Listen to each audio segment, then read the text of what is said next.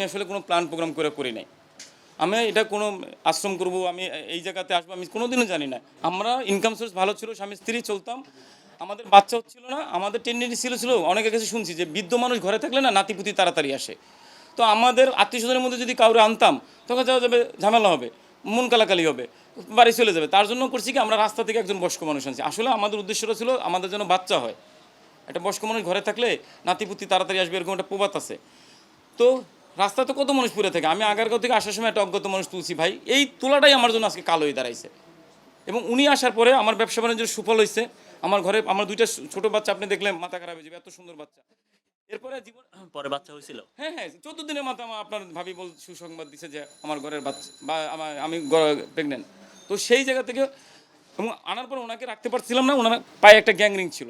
গ্যাংরিংয়ে এত গন্ধ, কেউ আমাদের বাসায় স্কেপ করতেছিল না। দেন আমরা একটা টিনশেড বাড়ি ভাড়া করে 3500 টাকা 2014 সালে রাখছি। দেন ওখান থেকে আসলে আমাদের মধ্যে ওনার আসার পরে যে সুফলটা পাইছি, আমার বকেয়া বেতন বকেয়া টাকা পয়সা ফেরত পাইছি, আমার ঘরের মানে নাতি আসতে মানে ছেলে আসছে, সব মিলে খুশিতে খুশিতে এই পর্যন্ত চলছে। দেন 2018 সালে 19 সাল পর্যন্ত গোপনই চালাইছি। যখন আপনারা জানলেন আমি আর দিনে দিনে সেলিব্রিটি হয়ে গেলাম। ঠিক আছে, এখন তো সেলিব্রিটি মানুষ ভাবলো ভালোই লাগে, মানুষ বাইরে গেলে চা খাওয়ায় ফ্রি, এটা কি আমার দোষ? আপনার মোট কয়টা পেজ? আমার পেজ আছে মানে ব্যাকআপ রাখছি দুইটা দাদা। চাইল্ড লাইন উল্লেস ফাউন্ডেশন নামে একটা রাখছি, মিল্টন সমুদ্র নামে একটা রাখছি। একটা আইডি আছে প্রায় 11 মিলিয়ন, মানে 1.1 নিল আইডি। আর দুইটা ভালো পেজ আছে। অর্থ সহায়তা কিরকম আসে আনুমানিক আপনার? দাদা আমাদের গড়ে 25 লাখ টাকা আসে প্রতি মাসে? হ্যাঁ 25 লাখ টাকা আসে। আমরা রোজার মাসে অনেকটা ভালো টাকা পাইছি। রোজার মাসে প্রায় 1.5 কোটি টাকার মতো আসছে। এবং রোজার মাসে আমি বেতন বোনাস সব দিয়ে স্টাফদের খরচ আমার প্রতি মাসে 16 লাখ টাকা বেতন দিচ্ছি। স্টাফ কত? 102 জন। দুইটা মিলে? হ্যাঁ, দুইটা মিলে। কোন প্রতিষ্ঠানে কয়জন আছে? ওই এই আমাদের এখানে কয়জন আছে আরাফাত? না না না, বাবা, 35 জন। আর সাভারে? সাপারে আছে ধরেন আপনার আরও 75 জনের মতো। আর এখানে কতজন আশ্রয় দিচ্ছেন? ওখানে কতজন আছে? এইখানে হলো এখন আছে কত বাবা মা? 20 জন আসছে। আর ইয়েতে? সাপারে আছে আপনার 135, না 145, 245-এর মতো বাচ্চা আছে ওইখানে প্রতিবন্ধী। আমার 45টা বাচ্চা আছে প্রতিবন্ধী বাচ্চা। আমার 6টা পাগলি বোন আছে। আমার বাবা মা আছে 256 জন। সব মিলে আনুমানিক মাসে খরচ কত? 40-45 লাখ টাকা দাদা। আপনার খরচ হ্যাঁ, মাসে? মাসে। একটা এটা কখনো চিন্তা করি নাই যে এরকম হবে। আমি মনে করছি যে ভালো কাজ, উৎসাহ দেই, আরও সামনের দিকে আগাই। আমরা হোম সার্ভিস দিতাম দুজনে স্বামী স্ত্রী মিলে বাসায় 24 আওয়ার্সের জন্য বয়স্কদের দেখাশোনা, বড় লোকদের বাবা মাকে আমরা দেখাশোনা করতাম। আপনার প্রতিষ্ঠানের কি? আমি সহযোগী আর কি। হ্যাঁ হ্যাঁ, জি। আপনারা তো এই হিসাব কিতাব সম্পর্কে আপনার মোটামুটি সব ধারণা আছে? হ্যাঁ, অবশ্যই আমার সাথে পরামর্শ করে, বা আমি আসি সব সময় দেখি। অডিট রিপোর্টটা দাও তো। সব সময় বিকেলবেলা Audit report গুলো বের করো। মানে আমার ডিউটি শেষ, আমি বাসায় অনেক সময় যে বাসায়ও যাই না, এখানে আগে আসি। আগে তো এখানেই সব ছিল। এই যে এক দেড় মাস হইলো আমরা সাভারে নিছি। 3টে বাড়ি ভাড়া। 3টে বাড়ি ভাড়া ছিল আমাদের, আর একটা বাড়ি আছে সামনে। সব মিলাইয়া 3টে বাড়ি ভাড়াতে ছিল। তাই আমি অবশ্যই দেখাশোনা করতাম, আমার বাবা মার সাথে আমি দেখা করতাম। আমি ওর বাবা মা মানে আমার বাবা মা, আমি তাদের কাছ থেকে ভালোবাসা পাইছি। এই ভালোবাসায় মানে এখন মত্ত আমরা। এমন কোনো ভুল মানে আমি পাই নাই যে ভুলটা অনেক বেশি মারাত্মক বা কিছু, বা অন্যদিকে অন্যরা, তাহলে তো আমিই প্রতিবাদ করতাম যদি কোনো খারাপ কিছু থাকলে। কারণ আমি তো একজন senior staff nurse, government job করি। আমি তো অপরাধমূলক কাজে, কর্মকাণ্ডের কাজে সহযোগী হব না, বা হতেও চাবো না। সে আমার হাজব্যান্ড হোক, সে ভালো কাজ করে, আমার হাজব্যান্ড, আমি তার সহযোগী হিসেবে কাজ করি। তাকে উৎসাহ দিই যেন আরও ভালো করতে পারে বা মানুষে আরও সেবা দিতে পারে। এবং আমার যারা কলিগ আছে ওরাও আমাকে খুব উৎসাহ দেয় যে তোর হাজব্যান্ড দেবতা। এমনভাবে কথা বলে দিদিরা, আমার কলিগরা বলে যে তোর স্বামী তো দেবতা, তোরে ছুইলেও দেবতারে ছোঁয়া হয়ে যাবে, এমন করে। সত্যি সত্যি আমার অনেক দিদির আছে যে আমাকে গেলে পরে জড়াই ধরে যে তোরে একটু ছুঁয়ে দেখি, মিল্টন বাইরে তো ছুঁইতে পারবো না, তোকে ছুঁই, এরকমভাবে বলে। আপনারা যে ডেড বডি নিয়ে যান বিভিন্ন জায়গায়, তাদের শরীরে নাকি কাটা ছেঁড়া থাকে, মানে এখন এই কাটা ছেঁড়া আসলে কোন কাটা ছেঁড়া? এই আপনাকে বলি, আমরা যে রাস্তা থেকে যে মানুষগুলোকে তুলি তারা নিজের শরীরটা বহন করতে পারে না। এরা বাসা থেকে হারাই যাক বা পরিবারে থেকে বের করে দিক, রাস্তায় চলতে চলতে একটা কোনো কিছুর সাথে আঘাত পেয়ে এদের ওখানে পচন ধরে। পচন ধরার পরে চলতে থাকে পোকায় ধরে এবং বিভিন্ন অঙ্গহানি হয়ে যায়। কেউ হাত থেকে আপনাকে আমি এই ফাইলটাই দেখাইলেই যদি বুঝতে পারবেন, আপনি দেখছেন এটা ভায়োলেন্স ধরবে দেখে দেখানো যাচ্ছে না। তো এই একটা মানুষেরও এতগুলি ছবি দেখালাম, একটা মানুষের কি অঙ্গ আছে? তো যদি অঙ্গ না থাকে আমি অঙ্গ কোত্থেকে দেবো? তারপরে আপনার মানে গণমাধ্যমে যে এইটা উঠছে যে অঙ্গ হানি মানে অঙ্গ বিক্রি করতেছি আমি, তো কোথায় করছি, কার কাছে করছি, কোন হসপিটালে করছি? অঙ্গ তো কাইটেই ব্যাগে করে নিয়ে আরেক জায়গায় বেচা যাবে না বাজারে। অঙ্গ বেচতে হলে তো আপনাকে একটা হসপিটাল লাগবে, স্পেশাল মানে বিশেষজ্ঞ লাগবে। কারা করছে এই অঙ্গহানি মানে বিক্রিটা করছে কারা? সেই প্রমাণটুকু আমাদেরকে দেখান। বা আমি কার সাথে আবার অঙ্গ যদি ট্রান্সফার হয় সেক্ষেত্রে তো আপনার এগ্রিমেন্ট থাকবে, প্রশাসনিক কোর্ট কাছারি থাকবে, তো সেই ডকুমেন্টগুলো কোথায়? আমি 10 বছর ধরে এই কাজটা করতেছি, 10 বছরে আমি ধরে নেন যে আমি 100 অঙ্গ ট্রান্সফার করছি। তো এই 100 ট্রান্সফার কোন জায়গায় করছি, কার সাথে করছি, একজন মানুষকে এনে দেখান। আমার কথা হলো এটা। সেকেন্ড কথা, আমি কেন অঙ্গ বিক্রি করতে যাব? আমার কি অর্থের প্রয়োজন আছে এখন? আমার যে ফেস ভ্যালু, আমি যদি কোনো প্রোডাক্টেও ভালো বলি কোনো কোম্পানির, আমি টাকা আয় করতে পারি। আচ্ছা ধরে নিলাম আমি ওইটা নেওয়া করি, আপনার অর্থ সহায়তা কম আসে না? কম আসে না, দান আসে না। তারপরে যদি আমার বিজনেসের ইচ্ছা থাকে, আমার যে বাচ্চা আছে একদম সরাসরি যমুনা ডেলিভারি বসছি, আমার কাছে ছোটো ছোটো বাচ্চা আসে, আমি যদি এই বাচ্চাও গোপনে বেশি আমি কত টাকা কামাই করতে পারি? আপনারা বলেন পারি কিনা? একটা বাচ্চার জন্য বাবা মা 18-20 বছর অপেক্ষা করে, কান্নাকাটি করে, হায় হাত পায়ে ধরে, ভাই আমাকে একটা বাচ্চা দেয়, আমি রাস্তা থেকে পাগলি তুলবো, বাচ্চা হবে, বিক্রি করব। তাও একটা বাচ্চা নর্মাল তো 2 লাখ টাকা বেচতে পারবো গোপনে, কেউ জানবে না, পারবো কিনা? তো আমার তো এগুলি দরকার নাই রে ভাই। আমি আসছি ভালো কাজ করতে। আর আমাদের এমন একটা, আপনাকে যদি বলি এই 10 বছর ধরে ওনাদের সাথে থাকতে থাকতে আমাদের মেন্টালিটি, মন মানসিকতা অন্যরকম হয়ে গেছে। সেটা কীরকম? আমাদের আসলে নিজেদের জীবনে নিয়েও মায়া নাই। কারণ মরতে সবাই কী হবে?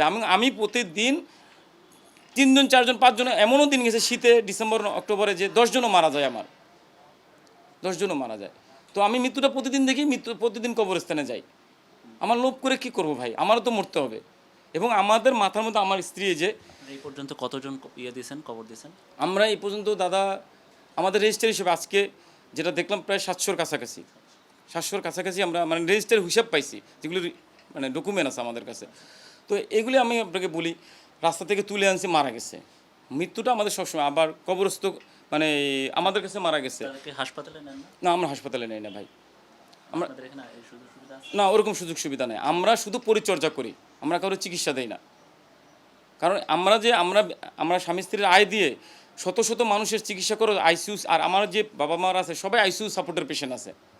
আমরা কিছু টুকটাক মেডিকেল সরঞ্জাম কিনে নিছি যতটুকু প্রয়োজন, একদম খুব বেশি ভালো আছে যেটা বলবো না, কিনে নিছি। সেইটা দিয়ে যতদূর আমরা স্বামী স্ত্রী যা বুঝি, আমাদের একজন ডক্টর আছে, উনি সপ্তাহে আসে, 15 দিন পর আসে, মাসে আসে, উনি এসে প্রেসক্রিপশন করে দিয়ে যায়। আমরা স্বামী স্ত্রী যা বুঝি তাই। পরিচর্যা যাদের করেন, টেক কেয়ার যাদের করেন, তারা তো অধিকাংশই হচ্ছে হাসপাতালে পাঠানোর মতো রোগী। হ্যাঁ, হাসপাতালে পাঠানো। তাদেরকে হাসপাতালে পাঠান না কেন? হাসপাতাল কোন হসপিটালে পাঠাবো? আপনার কাছে প্রশ্ন। আমরা একটা হসপিটাল আমরা চুক্তি করে দেন, আমাকে একটু দেখাই দেন। সরোয়ার দিতে নেবে, পঙ্গুতে নেবে, প্রাইভেট কোনো হসপিটালে নেবে? ঢাকা মেডিকেল কিছু নেবে না। ঢাকা মেডিকেল সলিমুল্লাহর কাছ থেকে আমি শত শত রুগী উঠাইছি, আমি বাস্তব প্রমাণ। মায়েরও আমি মিটফোর্ড হসপিটাল থেকে বাইরে রুগী, রাস্তার রুগী উঠাইতে যে ডাক্তাররা ধরে মারছে। কারণ সরকারিতে নেয় না কেন? অজ্ঞাত অভিভাবক না, পচা কলার মানুষ নেয় না। আপনারা সাংবাদিক, আপনাদের দায়িত্ব দিলাম, আপনারা 2টা মানুষ নিয়ে 3টা মানুষ নিয়ে হসপিটালে ভর্তি করার চেষ্টা করেন। কতটা হয়রানি পোহাইতে হবে আপনাদের? তো এই নিজের কাম কাজ ফালাইয়া এই মানুষগুলো সারাদিন হসপিটালে দৌড়াদৌড়ি করা সম্ভব না। আমরা করি না, যেটা করি নাই সেটা তো আপনাদের ওপেনেই বলবো। এই জন্যই নিয়মিত আপনার এখানে থাকা ওনারা মারা যান। হ্যাঁ, মারা যান। আমাদের এখানে দেখা যায় মৃত্যুটা প্রতিদিন দেখতে হয় ভাই। এখন আপনাকে বলি, আমি তুলে আনছি, আমার এখানে মারা গেছে, দোষ হইছে। আমি যদি তুলে না আনতাম রাস্তায় মারা যেত, ওনার তো পরিষ্কার দাপন কাপন হইতো না। হইতো মরে আছে, কখন মরছে জানে না কেউ, আইসা গাড়িতে উঠে বস্তা করে গাড়িতে উঠে এক জায়গায় ফালাই দিত। আমি আইনা ওনাকে পরিষ্কার পরিচ্ছন্ন করে, পোকা টোকা বের করে, আমার হাতে মারা গেলে পরিষ্কার পরিচ্ছন্ন করে যদি আমি দাপন কাপনের ব্যবস্থা করি, সে তো মানুষ, কুকুর তো বিড়াল না যে বস্তা বের আপনি কোনো জায়গায় ফালাই দেবেন। সে তো মানুষ। তাকে আমি যদি সসম্মানে মহিলাদের 5খান কাপড় দিয়া, পুরুষের 3টা কাপড় দিয়া, খ্রিস্টান মরলে বক্স বইরা, হিন্দু মরলে আগুনে পোড়াইলে, এটা কি আমি দোষের কাজ করছি? মানুষ হিসেবে তো আমার দায়িত্ব। এবং আমি এটা 10 বছর ধরে করছি। এখন আছেন 10 বছর যেহেতু করছি, 10 বছর ধরে যেহেতু করতেছি, আপনারা এখন আমি যখন শুরু করছিলাম তখন আপনারা কেন বাধা দেন না যে ভাই আপনি এরকম মরা ধরা করে মাটি দিয়েন না? আমি আপনাকে বলি, এখন পর্যন্ত মানে আপনাদের তো মিথ্যা বলে লাভ নাই, আপনারা তো তদন্ত করলে বের করতে পারবেন। এখন পর্যন্ত আমরা, হ্যাঁ রোজার মাসে টাকা আসছে, আমরা 2-3 মাস বা 6 মাস খুব ভালো চলবো, কোরবানি আসতেছে, কোরবানি আসলে আমরা প্রচুর মাংস পাবো, ধরেন 2-3 হাজার কেজি মাংস পাবো, যে মাংসটা দিয়ে আমরা চলবো। এখন আপনাকে একটা বলি, আমার কাছে 1 কোটি টাকা আছে, মানে এই 1 কোটি টাকা আছে আমার হিসেবে 2 মাস 3 মাসের খরচ। এই 2-3 মাসের মধ্যে আবার মানুষ দান পাঠাবে, আবার 1 মাসের খরচ হয়ে যাবে। বিষয়টা হলো কি, আমাদের 256 জনের ওষুধ তো লাগে। আপনাকে আমি সহজ করে বলি, একটা নাপা দেন, একটা গ্যাস্ট্রিকের ওষুধ দেন, তাও তো 10 টাকা লাগে। তো 256 জন ইন্টু 10 টাকা, প্রেশার, ডায়াবেটিস, ইনসুলিন এগুলি বাদ দেন। আমার 45টা বাচ্চা আছে, 45টা বাচ্চা রাতে শোয়ার জন্য প্যাম্পার্স তো লাগবে। আমার 16-17টা বাচ্চা দুধ খায়, তাদের দুধের বোতল, মানে সব পাগলিরা তো আর দুধ দেয় না, বাচ্চারা দুধ দেয় না, দুধ কিনতে হয়। একটা দুধের যদি দাম যদি একদম নর্মাল দুধ খাওয়ায়, পচা দুধ, মানে মার্কেটে যে পচা দুধটা পাওয়া যায় সেটাও যদি খাওয়ায়, একটা ডিব্বার দাম 650 টাকা, তো আমার খরচ আছে না? আপনারা 200-250 মানুষকে দেখতে 75 জন লোক লাগে, বেশি লাগে, আরও লাগবে, আমার শর্ট আছে। কীরকম? আমার যারা আছে এরা সবাই পাগলা মানুষ, মাথা নষ্ট, উঠতে পারে না, বসতে পারে না, এদের তো প্রত্যেকজনকে পার্সোনালভাবে গোসল করাই দিতে হয়, পায়খানা পরিষ্কার করতে হয়। তাহলে আমার আরও বেশি লাগবে, আমার তো লোক শর্ট ভাই। আমাদের যদি 2 জনের জন্য 1 জন স্টাফ দেওয়া যায়, সেটা পরিপূর্ণ স্টাফ হয়। আপনার আর এই 75 জন বা 103 জন তো স্টাফ ভাগে ভাগে আছে, সিকিউরিটিতে আছে, রান্নার বাবুর্চি আছে 7 জন, 400 মানুষের প্রতিবেলা রান্না, আগুনের তাপের কাঠের চুলায় রান্না আপনি হয়। এবারে এখানে আছে 3 জন বাবুর্চি, 10 জন বাবুর্চি, এরাও তো, আমরা যারা কাজ করি আমরাও তো মানুষ। 10 জন বাবুর্চি আছে, 8 জন আছে, 7 জন আছে আপনার সিকিউরিটি গার্ড, ওয়ার্ড বয় আলাদা, নার্স, ডক্টর। আমরা ম্যানেজমেন্টে থাকবো না, আমার ম্যানেজারই আছে 5 জন, মানে সুপারভাইজার লেভেলে। আপনার বিরুদ্ধে লোকালরা মামলা করছে কেন? মারধরের মামলা করছে, হত্যা চেষ্টা মামলা করছে। এটা হলো মানে রাস্তা নিয়ে, আমার ওইখানে রাস্তা ছিল না, তো আমি রাস্তা, শুধু সাভারে হয়েছে। হ্যাঁ আপনার এই কল্যাণপুরের দিকেও তো আছে। কল্যাণপুরে আমি মামলা করছি, আমার বিরুদ্ধে মামলা নাই। আমার 2বার আমার এখানে চাঁদাবাজি হয়েছে, 4 লাখ টাকা করে চাঁদা দিতে হবে। এইখানে আমি আপনাকে বলি, আমার কাছে পর্যাপ্ত পরিমাণে ঘুমের ওষুধ পাওয়া যায়, আছে, সিরিটিপ আছে, নেশার মানে নেশা বলতে আপনার টিপটিন, মানে বিভিন্ন ঘুমের ওষুধ পাওয়া যায়। তো যখন করোনা বা বিভিন্ন সময় লকডাউনে ছিল, তখন এরা আর কি আসলে কোনো সব জায়গায় বন্ধ থাকার কারণে আমাকে হয়রানি করতে, 1 পাতা দেন, কাশির সিরেপ পাওয়া যায় আমার কাছে, তো 1 পাতা দেন, 2 পাতা দেন।